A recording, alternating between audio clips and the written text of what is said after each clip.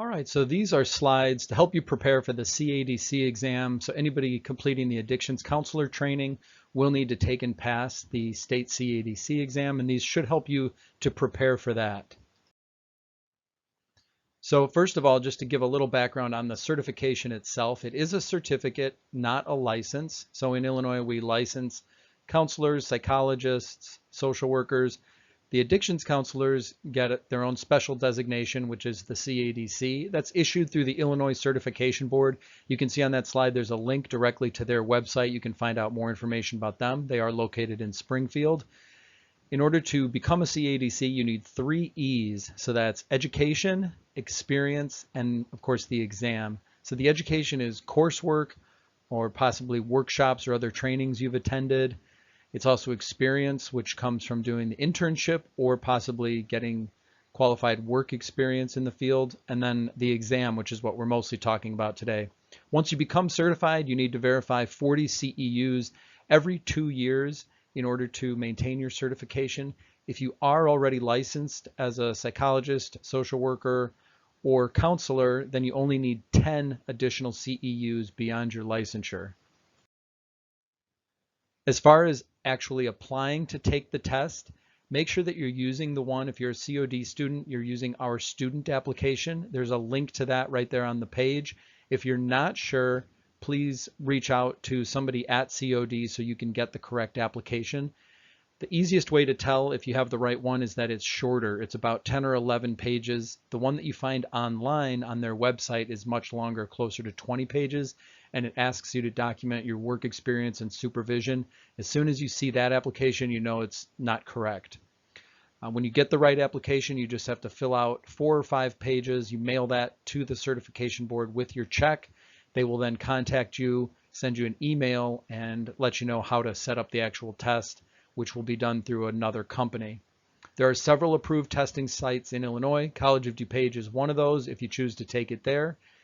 Typically, on average, from the day you mail in your application to the day you're sitting for the test is about 6 to 8 weeks. So try to plan ahead about that far. Some basic information about the test. It is a multiple choice test. You'll be taking it on a computer. There are 100 total questions. They're all A, B, C, D multiple choice questions. In order to pass, you need to get 78 of those 100 correct. You will have 2 hours to take it. And once you're complete and you submit, you will see your score immediately and you'll know how you did. The one advantage these days compared to how we used to do it is that you can register to take the exam pretty much any time of the year. In the past, they only had a couple of times per year when you could take the test.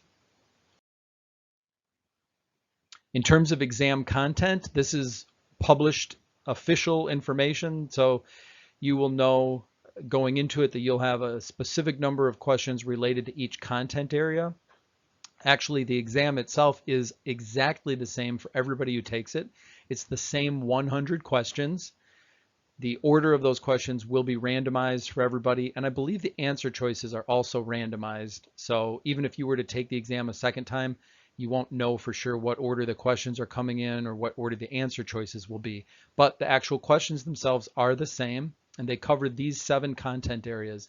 So clinical evaluation, treatment planning, counseling. The biggest section, and the one I recommend focusing on significantly, is case management and referral. You see, that's almost a quarter of the exam all on its own. There's a chunk of questions on documentation, a few on education, which is for client, family, and community, and then another section on professional ethics. So you can see there how many questions are in each of those, totals up to 100 questions. Over the last couple of years, COD students have struggled the most in the areas of case management and documentation. That doesn't mean that will apply to you, but just as kind of a heads up, those are the areas we've scored a little bit lower. But even at that, you see the average scores of around 75% for those is pretty respectable. You would need to make that up a little bit in some other areas, but something to be aware of.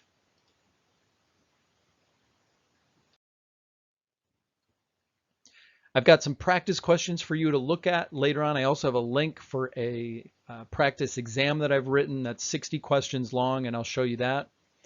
So just take a look at some of these questions, think about them, answer them for yourself, and then on the screen you'll be able to see the answers. So for this clinical evaluation question, during the initial interview, a counselor should be aware that a client might be hesitant to share information due to which of the following. So think about that for a second and answer. And so the best answer there would be the stigma associated with treatment. That might be a reason that a client is hesitant initially to be as open as you might want during that first assessment interview. So that's something a good counselor should take into account. As far as a referral question goes, what would be a valid clinical reason for making a referral for a client? So why would we refer a client to another type of service or to another agency? All right, so of those answer choices, what seems to be the most logical? Now remember, with a multiple choice test, you're not looking for the right answer. And I know that sounds counterintuitive for people. What you're looking for is the best answer out of the 4 choices they gave you. So sometimes in your head, you will have an answer that you think is absolutely correct, but you won't see that answer on the page. So the challenge is often picking of the remaining choices what the best one is. The correct answer is always on the page in front of you. So different strategies include things like eliminating bad choices. Sometimes you can narrow it down to just 2 or 3 answer choices that make sense. And then again, it's about picking the best of those answers, even if you think there's an even better answer. So let's see what the answer to this referral question would be. There it is. A, the agency doesn't provide the service. So that would be an excellent clinical reason to make a referral to another type of agency. For a counseling skills question, how do counselors who use motivational interviewing view client ambivalence? So if you're taking the approach of a motivational interviewing theorist or counselor, the concept of ambivalence is one you should be aware of and understand what that terminology means. So think about that answer for just a second.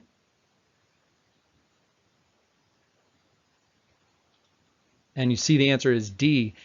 Ambivalence is not necessarily problematic. Actually, in motivational interviewing, we assume that most people come into the process of treatment, counseling, and recovery with some ambivalence, which is just uncertainty or feeling 2 ways about something.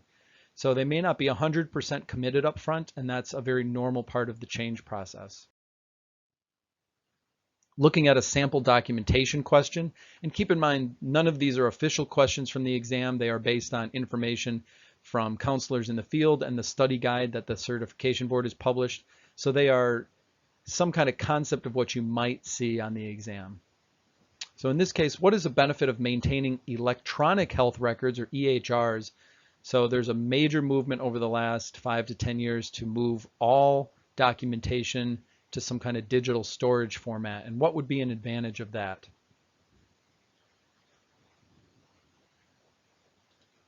So the best answer there is A, that it gives us a chance to track client data through our computer and database so we can see how clients are doing over time. And that may be on individual clients as well as on groups of clients, which we can quickly compare if we have that data online. Okay, for case management and referral, and remember, this is the category you will see the most questions related to.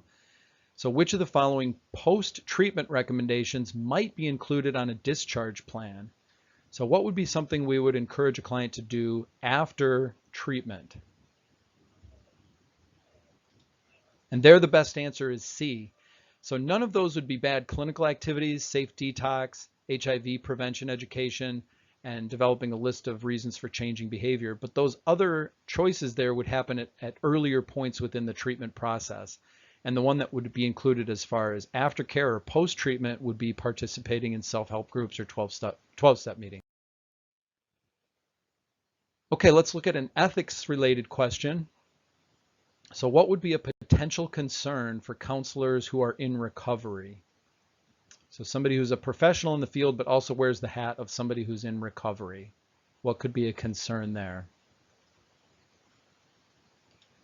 So there the best answer is D.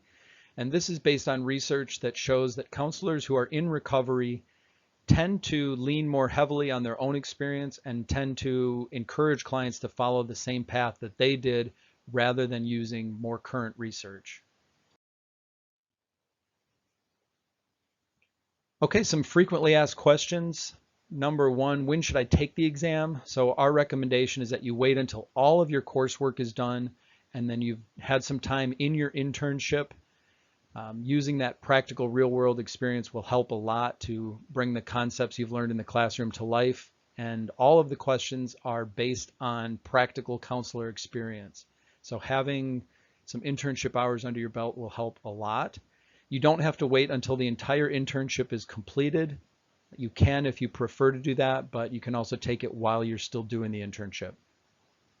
In terms of costs, these are always changing, so you will want to check to make sure these are updated.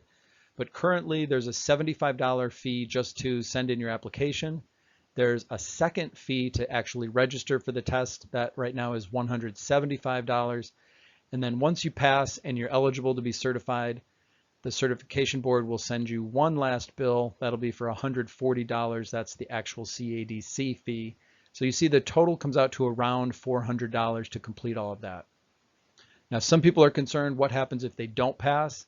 So first of all, stay positive. You will pass the test. If for some reason you need to retake it, you can reapply within 2 weeks of taking the previous one. So there's not much lag time there. So basically, wait a week, send in the new application, and then you'll be able to retest. As far as preparing for the test, definitely read the study guide. So if you don't have access to that, please ask someone. We have copies at the library. We can help you get a hold of that. But the study guide will be an excellent resource. Make sure that when you register for the test, you're taking it at a time when you aren't rushed. You have 2 full hours and you know that you're normally alert and it's a good time of day for you. Going into the test, make sure you've gotten a good night's sleep and you've stuck with your normal routine to help prepare for it. And then there's a link here you can see at the bottom for a practice test. It's 60 questions and you should be able to access that online. You can answer all the questions and then at the end of the test you'll see the answer for each of those questions as well as an explanation for why that's the answer. So that gives you a good chance to get a feel for what some of the questions might be like. And if you took those 60 questions, you'd want to complete that in about an hour to an hour and 15 minutes to stay on pace with the full exam. So in general, some things you want to focus on would be the concept of case management and making sure you're studying that terminology. Treatment plans will also be an important chunk of the test. You definitely want to know your counselor ethics. There's a link to the Certification Board's Code of Ethics there under number 3 if you click on that. You also want to be familiar with motivational interviewing and the stages of change. There's a link to more information about the stages of change, a PowerPoint I created that kind of walks you through each of the stages and the counselor's skills related to those stages of change. Know your ASAM levels of care, and there's a link to more information about that. Know your DSM criteria for substance use disorder. There are 11 criteria, so make sure you're familiar with that terminology.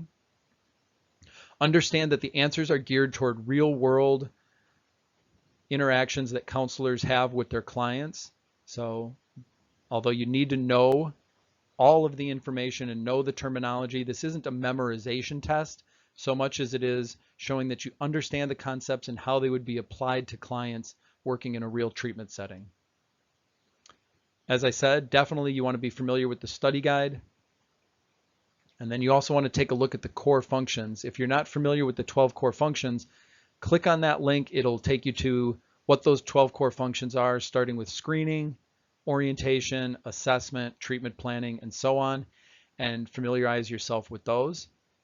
Things you don't need to focus on as much are pharmacology. It's a wonderful thing to be aware of if you're going to be a counselor, but there aren't going to be many, if any, questions related to pharmacology on this test.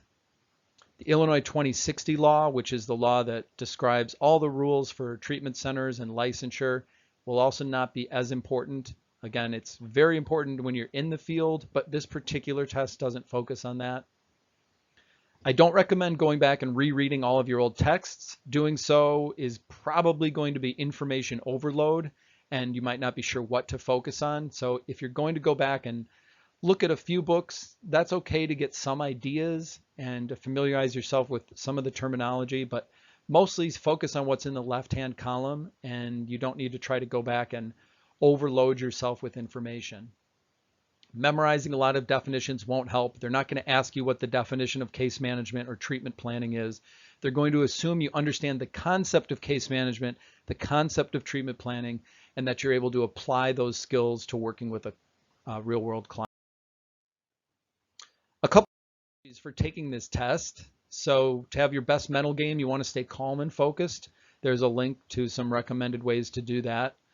When you're taking the test, make sure you read the entire question. Sometimes you'll see a word and you're saying to yourself, oh, I'm familiar with that.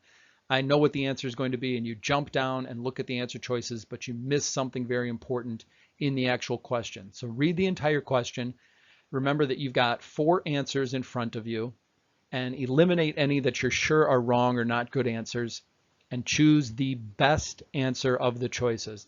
Again, not always the right answer so much as the best answer. Make sure you do answer all the questions. So you should see a timer when you're taking it. You'll see a time clock, I think, as you're getting close to the end if you use most of your time.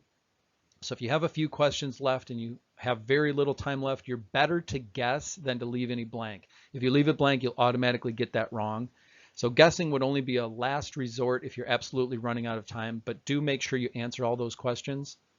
Again, the questions themselves are based on common practice among counselors. And while you're sitting in the room, ignore what anybody else at any other computer or station is doing. It has nothing to do with you. They're probably not even taking the same test. So if they're at a different pace or doing something different, just tune them out.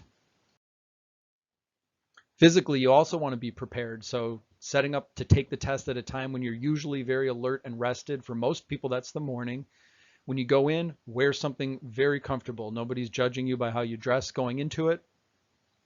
Even some common sense things like not wearing a lot of heavy jewelry or things that are distracting. So keep it as simple as you possibly can. Before you actually take the test, try to arrive early so you don't feel rushed and you have a little bit of a chance to calm down, and you find the testing center, use the bathroom before you go in. If you need to during the test, you can take a brief break. If you absolutely have to get up, they'll allow you to do that, although it's going to be a pain because they're going to go through this whole process of checking you out and making sure you don't have anything on you, and the timer is still running if you get up. It would be better if you're able to stay at your seat, rest your eyes for a minute, stretch if you need to, and then go back into taking the test. Once you're done taking the test, congratulate yourself for finishing. If you get a non-passing score, it's certainly not the end of the world. This is one test that is very challenging, and you can't feel bad if you don't pass. I believe that most of you will. So go in feeling confident, but certainly don't beat yourself up. It's not the end of the world. And then that same day, do something you enjoy as a reward for yourself. Now we're going to move into some actual concepts and a little bit of terminology. And so first we're talking about 3 important concepts you're going to see on the test, which are treatment planning, client rights, and case management. So treatment planning, just a brief overview of what it looks like starting in the top left. Assessment feeds the treatment plan. So remember that concept. The assessment you do with a client where you're gathering information, forming a diagnosis, formulating a plan, that's the information that feeds into the treatment plan. Once you've done the assessment with the client, discuss that with him or her, and also make your recommendations for what the best course of action is, what you think should be the focus. Of course, the actual treatment plan is a collaboration between you and the client where you agree upon mutual goals for the treatment process. If possible, involve family in the plan as well. This would especially apply to adolescent clients. When you're developing goals for your plan, make them SMART, which would be specific, measurable, achievable or attainable, realistic, and then time specific or some kind of time limit on those. As you're going through the treatment process, you review the plan as needed periodically. You make modifications as well. Some goals may be completed. Some actions may need to be updated to be more appropriate. And then, of course, we document everything. The treatment plan itself should identify a problem, a goal, 1 or more objectives, the actions or methods the client's going to take to reach those goals and objectives, and then you and the client should sign that. Some client rights, and these are applicable to all clients in the state of Illinois. These are legal rights that the client has. The client should be given these rights upon entering treatment. The client should sign that they've read and received and understood these rights, and these rights should be posted somewhere at the treatment site as well. So you can read through those, and if you're not familiar with any of that terminology, you're certainly welcome to reach out and ask somebody or look up one of those terms if you're not familiar with them. The concept of case management includes 4 important elements. So case management deals with continuity of care, so making sure that the level of care a client's at and then where they transition to next, it's a smooth transition. Services need to be accessible to the client. There needs to be accountability, which is your job as the case manager to make sure you're taking responsibility for making a good, effective, useful, accessible referral for the client. And they should be efficient. They should be the most cost-effective and close by as possible for that client. Some other principles related to case management. We're really trying to advocate for better services, better care for our clients. We're trying to utilize any available resources that the client can benefit from, develop networks so that the client is seen in a holistic way and we're addressing all of those different needs. Also giving the client various options, so not just telling the client, here's where you're going to live after treatment, here's where you're going to go to get a job, here's where you're going to go to do this. It's providing them different services, different options that are available in the community and helping them choose the best resources for them. Always being open-minded and flexible about adapting to what the client needs and adjusting our recommendations as we go throughout the treatment process. Case management isn't just a one-time sit down and write a referral for the client. It's a understanding of the client, assessing their needs throughout treatment, and then using as many resources as are available to help that client. Important concept is that every client gets a referral, so when they leave our treatment services, regardless of the type of discharge, we still need to write up some type of referral. Hopefully, if it's a successful discharge, it's one that they've just received the referral from us and it's agreed upon and well understood. Sometimes clients will leave treatment before completing and sometimes even against staff advice, and even when they do that, we still need to provide some kind of referral for that client. Make referrals appropriate, accessible, and culturally sensitive, and make sure you're planning ahead. So if you know somebody's going to be in treatment with you for 30 days, for example, or for 60 days, you need to start really from day one to be planning all of these different issues and how we're going to make referrals for them. At the bottom, there's a brief table there that shows different possible issues or problems a client might be experiencing and some potential referrals that would be useful for that client. So different kinds of mental health issues, physical health concerns or pain, legal issues, and there's a couple of resources there, homelessness, a lack of a sober support network, and unemployment. So these are just some of the common problems and a few potential referrals you could use, but we always encourage you find other resources, network and connect with other professionals in the field so you have referrals available for the client. Okay, the last piece I'm going to talk about today on these final few slides is about court-mandated treatment. So in the treatment process, an important source of referral is actually the court system. And so we're going to talk about 3 different sentences a client might be coming to treatment with, which would be probation, task, and drug courts. So in terms of probation, if you're not familiar with some of this terminology, probation is a sentence that somebody would get for a criminal case. In that case, they are assigned to be monitored by a probation officer through whatever county they're in. And that probation officer might require they do periodic drug testing, possibly even go to treatment or attend self-help meetings. Generally speaking, the probation sentence would be a little bit less supervision than the other types of sentence that we're talking about here. And it includes a wide range of offenses. Some of them do include drug use or drug possession. So just to be familiar a little bit with what probation is, if you want to look up more information, certainly go online, and if you look up your county, DuPage County, Will County, Cook County probation, you can find out about the services they provide and get a little more information. Next, I'll talk about TASC, which is Treatment Alternatives for Safe Communities. So TASC was formed in the 1970s when we had a lot of veterans coming home from Vietnam, and they were needing additional services. So one of the primary things was TASC was helping people get into treatment, helping people find housing. Over time, they've become integrated into the criminal justice system. It is actually a form of probation. So you're assigned to a probation officer as well as a case manager who would be working for TASC. And TASC would interview somebody and make sure you're eligible before you can come into the TASC program. Any criminal case needs to be directly related to drug use. The client is then referred to some type of treatment program. And the TASC case manager typically would monitor a client for about 1 year. Just looking at the data from a few years back, TASC served over 15,000 people in Illinois. And then on to drug courts. So drug courts are generally more supervision, typically have more requirements. They tend to focus mostly on felony cases. Some of the drug courts will take DUI cases. For drug court, a client actually signs a contract with the court, and then they have a team of support people who help them through the process. They complete treatment. They typically come to court weekly, do drug testing, meet with a case manager. There's often requirements about finding employment or going to school full-time and paying any restitution that might be related to their criminal case. This usually lasts longer than probation or TASC.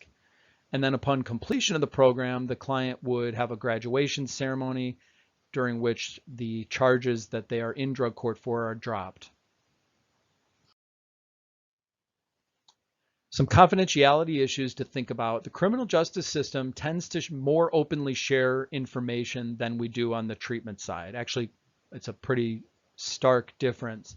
So a lot of information can be found by looking at databases online, what clients have been charged with, their date of birth, a whole lot of information. And then even people working in the criminal justice system, whether that's probation or people associated with the jail, often more openly share information. We still need to be very mindful and respectful of confidentiality on our end as treatment professionals. So be careful about communication and what you share with anybody unless a client's given you permission to do so. Some clinical issues to think about, which may be unique to criminal justice population, often have housing issues, especially if they've come directly from the jail into treatment. Where are they going to live afterwards? Recidivism or return to criminal behavior is certainly a concern. Relapse, employment issues, a lack of transportation. Oftentimes there's a lack of family support, and there can be medical as well as mental health problems that need to be addressed. So again, from a case management perspective, trying to incorporate all these different concepts in order to help the client move forward. Some people ask, does legal pressure work? So does mandating somebody into treatment, is that an effective way of doing treatment? We do get a lot of clients who have criminal justice background, so it's a major connection with the treatment field. So research suggests that 40 to 50% of all referrals are from the criminal justice system. Overall, people who are court mandated have a higher retention rate, meaning they stay in treatment longer and complete at a better rate. And the legal pressure probably has a lot to do with that. It is important, of course, that internal motivation becomes a factor at some point. So it's, putting pressure on can maybe help get them in the door, but then we also need to take other steps to make sure that recovery becomes a lifestyle moving forward. Okay, and the very last slide here is just an overview of all three of those different types of programs so that you get an idea of what they look like side by side. So looking at the left side, the least restrictive type of sentence, to the right side being more restrictive, and it kind of gives you a quick bullet point overview of what each of those programs looks like so that you are familiar with that terminology. You're not going to need to memorize all the definitions of each, but I think you will have some questions on the test that incorporate criminal justice language, and you may be more comfortable knowing that. Okay, I hope this presentation has been helpful to you. You're always welcome to reach out if you have other questions. Make sure you click on those links so you can look at the other documents, do some studying, take the practice test, and I think you'll be well prepared. Thank you.